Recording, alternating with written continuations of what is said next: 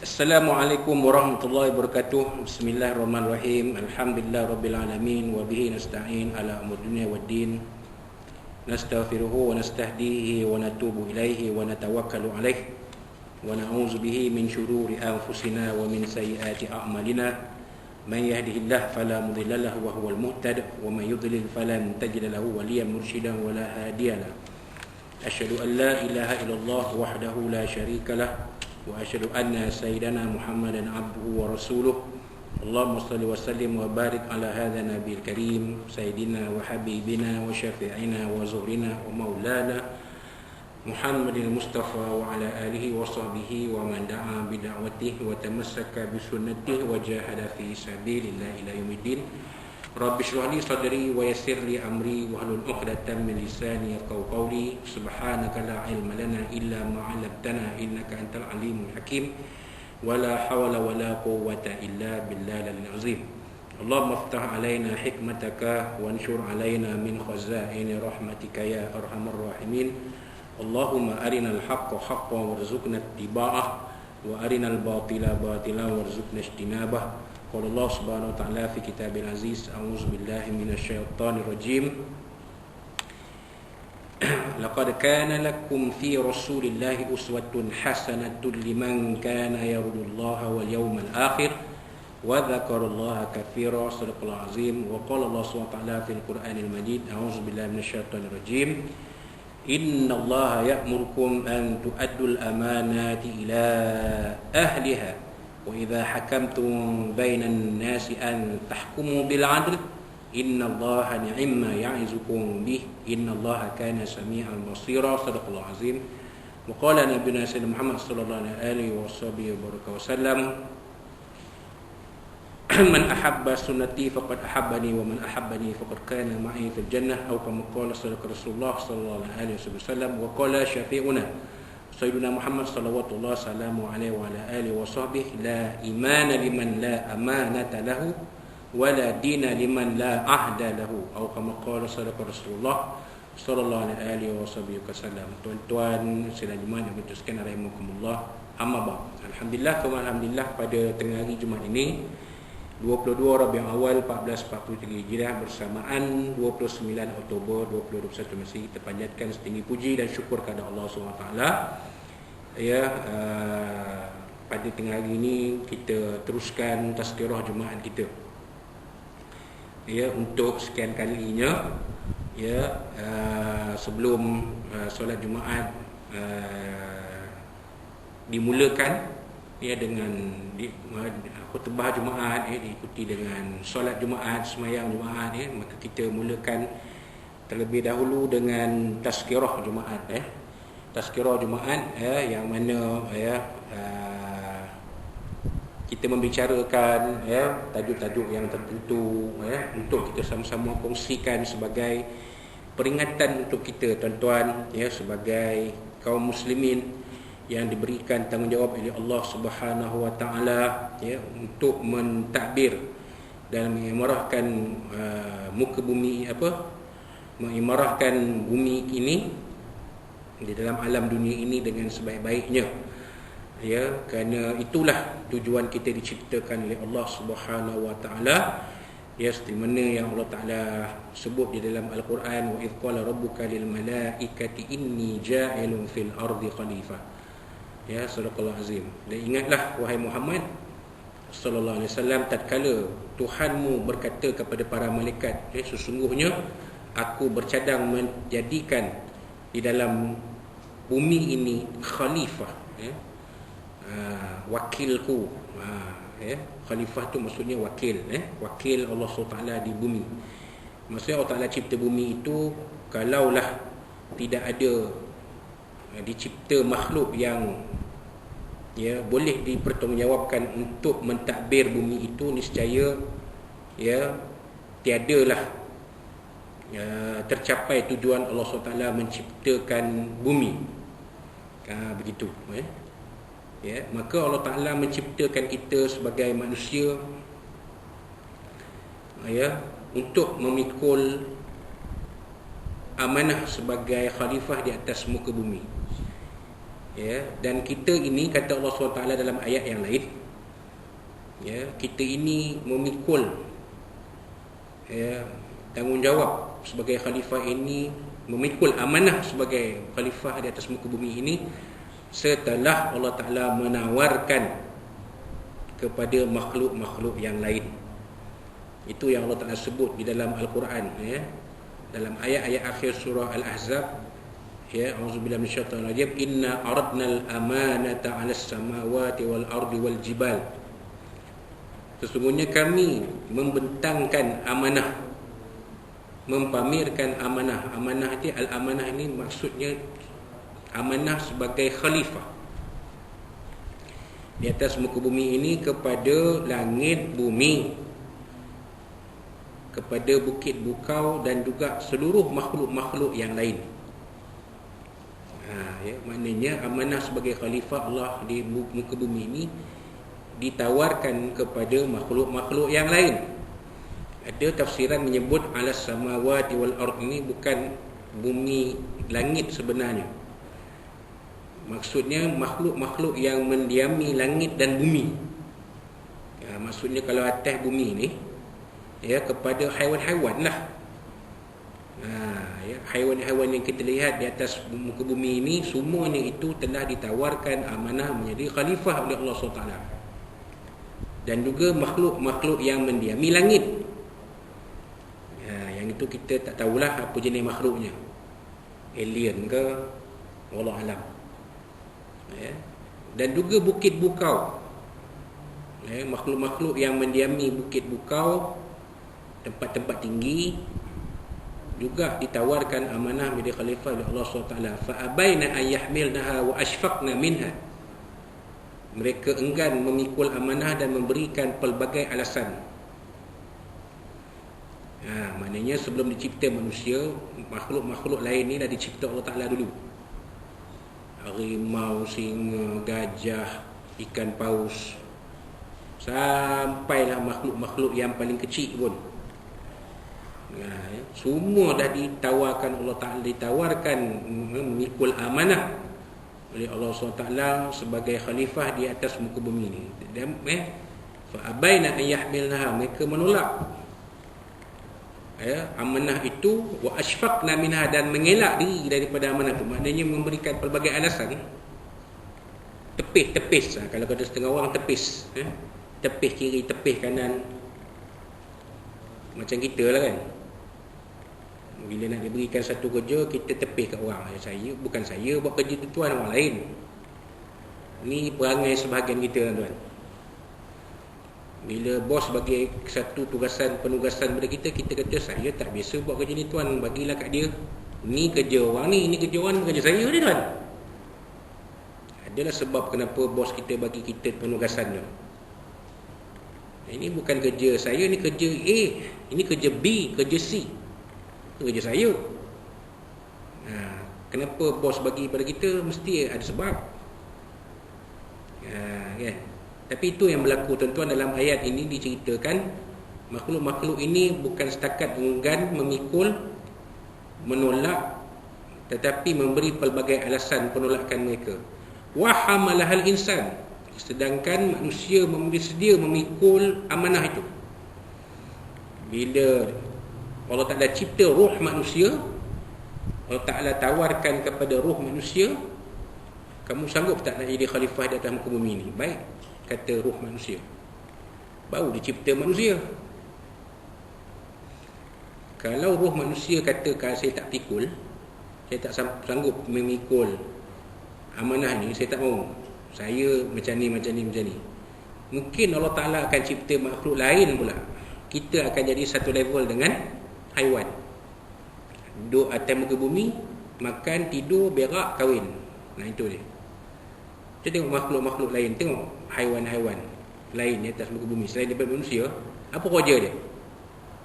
Makan, tidur, berak, kahwin. Berak, kencing, kahwin. Betul? Makan, tidur, buang air kecil, buang air besar, kahwin, berzuriat.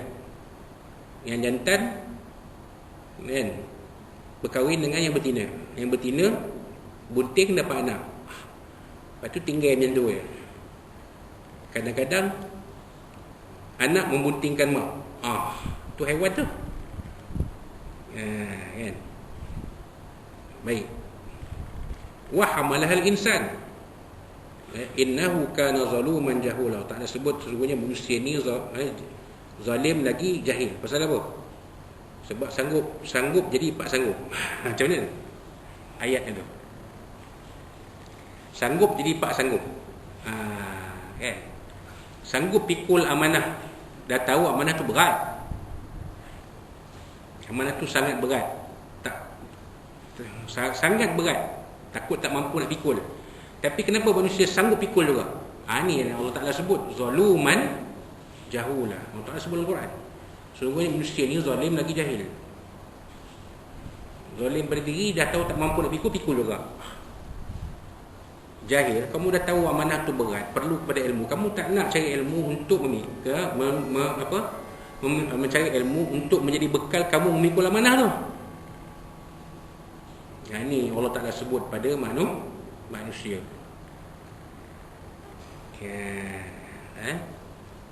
Jadi amanah ni satu benda yang sangat berat.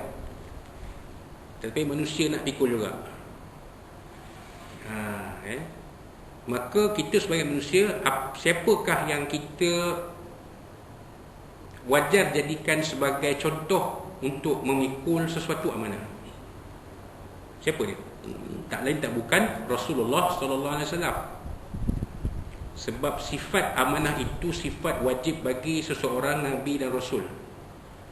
Kalau kita belajar ilmu tauhid di sekolah dululah, sifat wajib pada rasul ada 4. Sifat wajib bagi Allah ada 20. Allah Ta'ala wajib ada 20 sifat ni. Kan, wujud, kidam, baqa, mukhalafatul hawadis, sampailah kaunuhu mutakalliman. Dibuat nasyid pula. Kan? Ada versi pula nasyid tu. Kalau Rabbani lain bunyi dia. Allahu wujud, kidam, baqa. Tu kalau tu Rabbani. Kalau Rehan lain versi dia. Allahu wujud, kidam, baqa. Tu Rehan punya versi. 20 sifat wajib bagi Allah SWT. Kita mengaji sifat wajib Allah Ta'ala ni pun berpuluh-puluh kuliah tak habis. Silap-silap tak habis kitab, tak habis mengaji sifat 20, ustaz tu dah kena buang daripada masjid tengah jauh. Pasal apa? Ada orang jolok pengurusi. Dia ni bawa ajaran sesat ni. Wahal dia yang bercakap tu yang sesat sebenarnya. Dia tak mengaji. Ustaz tu mengajar betul lah. Mengajar sifat 20 tu nak bagi kita kenal sifat Allah. Nak kenal zat Allah, kena kenal sifat Allah. Tapi dia ni tak tahu, dia pergi jolok pengurusi. Ustaz ni mengajar sesat ni. Kita buang lah. Tak payah simpan lah. PKP pula. Habis PKP tanya, kan, bila nak sambung kuliah ni nak habis, dah tinggal sikit ke nak habis ni. Kata AJK, tak boleh, kena tangguh dulu Ustaz. Sebab sekarang jemaah tak ramai, PKP tak ramai, dah 2 tahun dah. Aku tunggu tak bunyi-bunyi. Adalah tak apalah, kita buat sendirilah. Itu cerita sifat 20. Sifat Nabi Rasul ada 4 yang wajib. Apa dia? Siddiq, amanah, tabligh, fatanah. Nombor 2, sifat wajib bagi seorang Nabi Rasul yang nombor 2 ialah amanah. Kenapa dia letak nombor 2? Amanah tu nombor 2. Bukannya tabligh nombor 3, nombor 2, ataupun fatanah nombor 2. Nombor 2 amanah. Pasal sifat amanah ni, adalah sifat yang menjadikan seseorang itu mampu menjadi pemimpin yang sebenar. Kalau dia tak amanah, tu yang cilok duit tu, kan, jadi pemandu pada bos. Apakah amanah yang diberikan kepada dia sebagai pemandu pada bos, pada ketua dia, pada bos dia lah, ketua dia lah pemandu, kan. Bawa bos ni pergi sini, pergi sana, pergi sini, pergi sana, mana tempat bos pergi kena bawa, betul tak? pergi kalau istilahnya pergi berantar balik berjemput, betul tak? Okey. Tetapi dia buat benda yang melanggar amanah yang diberi kepada dia sebagai pemandu pada bos. Apa dia? Dia sebagai pemandu bos. Okey, bos turun daripada kereta, pergi mesyuarat. Bos letak dalam kereta adalah dia punya barang-barang dia lah. Takkan dia nak bawa semua sekali ke sana kemari lah. Adalah barang yang dia tinggal dalam kereta, sebab dia percaya kepada pemandu dia. Kan? Tapi pemandu ini menggunakan ruang yang ada untuk mencelok duit bos. Amanah ke tak amanah sifat tu? Kan?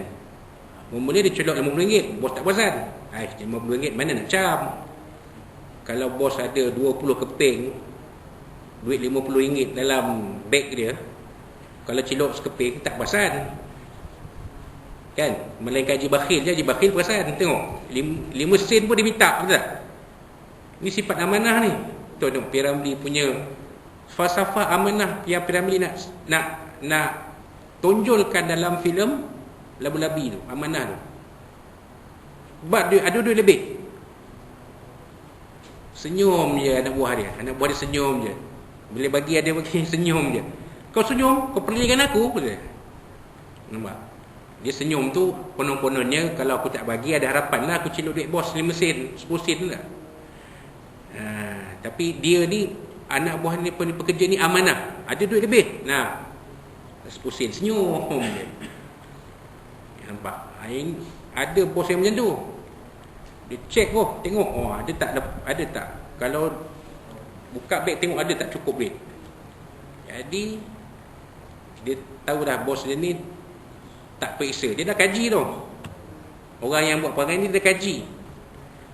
Tuan-tuan jangan fikir orang baik je yang mengkaji. Orang jahat penjenayah pun dia mengkaji tu. Nak buat jenayah dia kaji tu. Kan? Orang nak buat jahat dia kaji tu. Macam mana aku nak tengok macam mana aku nak buat jahat ni. Tak ada pergi kedah je. Dia tengok perangai bos dia ni rebo ni. Dia tengok perangai bos dia. Bos aku ni bila dia tak check pun, dia tengok je baik, dia tak check pun. Kalau aku celok RM50 mana dia nak perasan. Celok RM50. Lepas tu dah, bila dah celok sekali, takkan sekali je nak celok lagi 2 kali. Kalau sekali beribu habis. Beribu dia celok duit bos, baru bos perasan. Nampak? Amanah ke pemandu ni sebagai pekerja kepada bos? Tak amanah lah. Boleh tak dipercayai lagi dia ni sebagai pemandu pada bos? Siapa nak percaya? Tengok apa kata Harun Hafiz bila dicadangkan oleh pemandu dia, Cik Saleh. Apa susah bos, pakai duit syarikat dulu, ujung bulan dapat gaji ganti balik. Apa kata Harun Hafiz? Nasihat busuk dia. Nampak? Amanah ni. Sekali orang tak percaya, sampai bila-bila orang tak percaya. Nampak? Ini amanah. Sebab itu amanah ni, amanah menyampaikan agama Allah SWT ni hanya diberi kepada Nabi dan Rasul dari Allah SWT. Sebab apa? Sebab Nabi ni Allah Ta'ala dah bagi sifat amanah pada dia. Nabi ni dia akan menjalankan tugas dia seperti mana yang diperintah oleh Allah SWT. Nabi ni dia takkan pecah amanah. Dia takkan guna, Nabi takkan gunakan kenabian dan kerasulan baginda itu untuk kepentingan diri dia. Itu maksud amanah tadi. Macam kita tidak gunakan jawatan kita ini untuk kepentingan diri. Maksudnya ni kita ada jawatan, kita boleh guna kita boleh ambil kesempatan ni. Bos dah percaya kita ni, silok duit keping, 2 keping, lalas sekali beribu dia cilok. Ni sifat tak amanah tadi. Lepas ni memang orang tak percaya. Nasib tak baik kena buang kerja pula, lebuh. Apa punca dia? Macam semalam, Siapa yang berkesempatan dengar ceramah Maulid Rasul semalam akan faham tentang rasuah. Punca-punca terjadinya rasuah ada 3, kata penceramah. Pertamanya ruang, kedua peluang, ketiga keperluan. Ada ruang, nampak. Bos dah percaya, ada ruang. Bos dah percaya. Ada peluang, bos keluar ke mana-mana, beg duit tinggal dalam kereta. Ini peluang ni. Aku nak cilok. Lepas tu ada keperluan tak? Ada keperluan. Aku tengah apa ni, lepas cubalah cilok RM50. Lepas tu ada keperluan lain pak, cilok lagi. Last sekali beribu dia cilok. Semua sekali. Baru bos perasan. Nampak. Ini dia tuan-tuan. Bila dah kita tak amanah, bila kita amanah tu ada, tapi kita menyalahgunakan kuasa yang ada, amanah yang ada untuk kepentingan diri. Ini yang berlaku tuan, sebahagian kita. Sepatutnya kita mencontohi Nabi SAW dalam kehidupan. Nabi tidak akan menyalahgunakan amanah yang diberikan Allah SWT kepada baginda sampai habis. Tuhan Nabi ni dia offer, kalau kita baca sirah dia, Nabi ni ditawarkan jadi Raja Mekah. Nabi ni ditawarkan segala harta yang ada di Mekah, jadi orang paling kaya di Mekah. Nabi ditawarkan perempuan paling cantik di Mekah, supaya Nabi berhenti jadi Nabi dan Rasul, menyampaikan agama Islam. Apa kata Nabi? Kalau mereka beri matahari di tangan kananku dan bulan di tangan kiriku sekalipun, aku takkan berhenti daripada menyampaikan risalah Islam. Nampak? Itu sifat amanah Nabi yang sepatutnya jadi contoh kepada kita. Kan? Sepatutnya. Barulah kita boleh jadi manusia yang beramanah dan berintegriti. Itu dia. Jadi itu adalah pesanan untuk tuan-tuan dan untuk saya juga sebenarnya. Bukan untuk tuan-tuannya. Kalau untuk tuan-tuan tu saya tak ada, tu dah perangai siapa tu saya ni? Perangai Azazil. Perangai Iblis.